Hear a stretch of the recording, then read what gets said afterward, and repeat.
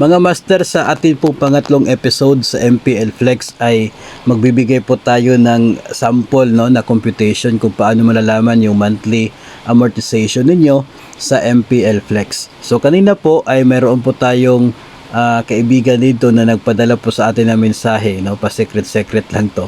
Yung kanya pong current na deduction ay nasa 4,950 sa MPL Plus po ito.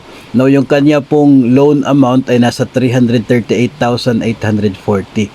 So nung nakita ko po ay eligible naman po siya para doon sa 15 years na term ng MPL Flex. Dati po itong kanya pong 4,950 na amortization ay para po ito sa 10 years term ng MPL Plus. So atin pong alamin ngayon magkano yung magiging monthly amortization kapag siya po ay mag-apply ng loan under the MPL Flex, mas mababa ba dito sa 4,950 at gaano kalaki yung kanya pong matitipid under the MPL Flex. So ito po mga master, pwede po ninyong gamitin yung atin pong pamamaraan ng pag-compute na ipapakita po sa inyo, dahil alam po natin na alam naman po ninyo kung magkano po yung pwede ninyo magiging loanable amount base po sa inyong basic pay at doon po sa pinakita natin sa episode 1 na maximum na pwede din yung ma-avail na loan, doon po sa episode 1. So dito po, focus muna tayo dito sa atin pong given data. So dito sa ating sample computation mga master, ito pong kanyang pwedeng maging loan ay nasa 338,840. Multiply po natin yan ng 190% kasi 100% po dyan ay para po dito sa principal amount ng loan at 90% naman para sa total interest ng loan sa loob ng 15 years. Ang interest rate ng MPL Flex ay 6% per annum computed in advance. Kaya 6% multiply po na natin ng 15 years, kaya po siya umabot ng 90%.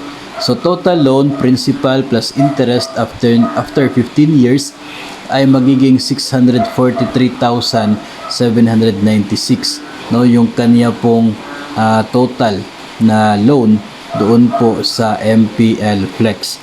Ngayon, kapag gusto po nating makuha yung kanyang monthly amortization, ito po ay para doon sa loan payment lamang, So divide po natin yan ng 180 months, equivalent to 15 years.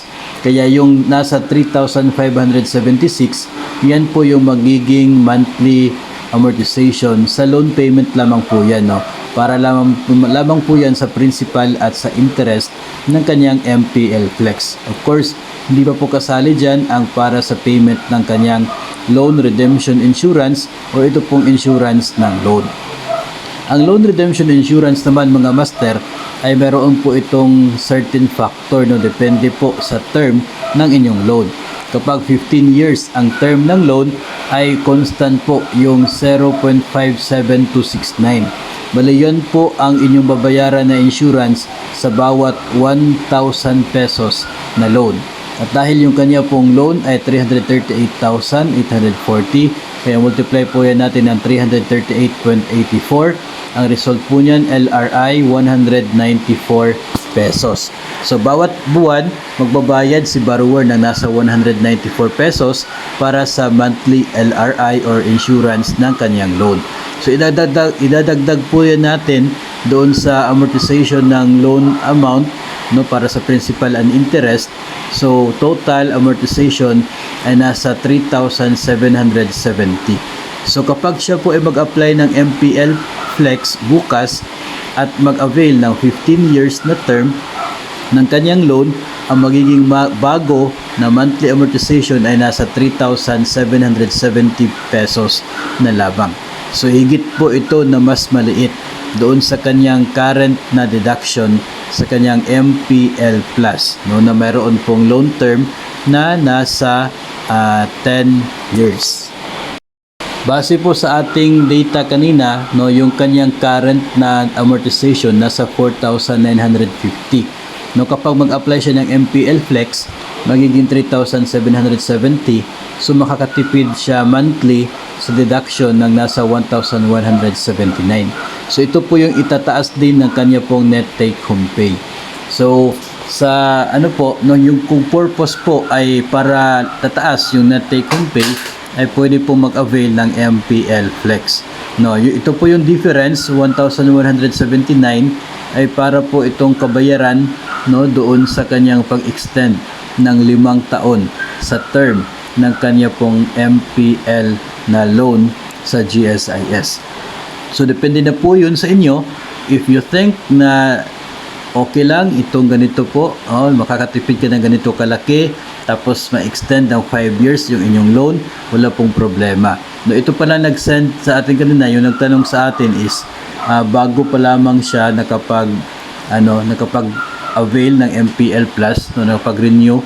I guess mga nasa 3 months pa lamang yung kanya pong MPL na Plus, kaya hindi po masyadong malaki yung magiging pagbabago doon sa termination ng loan if ever na siya po ang mag-avail ng MPL Flex ngayon, no? Kasi parang yung 3 months lamang yung magiging difference.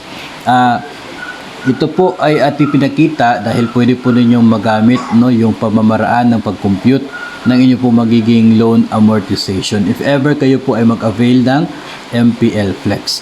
Makikita naman po sa first episode kung magkano yung maximum loan na pwede niyo ma-avail, ano yung factor na pwedeng i-multiply sa basic salary. Depende po sa inyo pong PPP. So pakibalikan na lamang po yung atin pong first episode sa MPL Flex para malaman po kung magkano yung pwede ninyong maximum na loanable amount. Tapos gamitin po ninyo itong ginawa natin kanina, yung maximum amount ng loan times nyo po ng 190%, tapos i-divide niyo ng 180. So yun po yung magiging amortization sa loan lamang. Tapos yung factor po na 0.57 to 69, constant po yun sa lahat ng loan basta 15 years ang term. Multiply nyo na lamang po kung ilang 1,000 mayroon yung inyo pong loan sa MPL, tapos yung result idagdag doon sa amortization ng loan.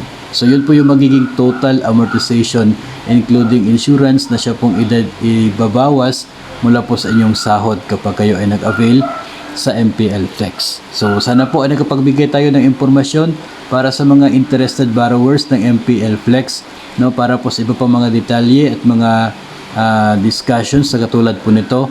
Huwag kalimutang mag-subscribe sa ating YouTube channel at i-follow na rin ang ating Facebook page.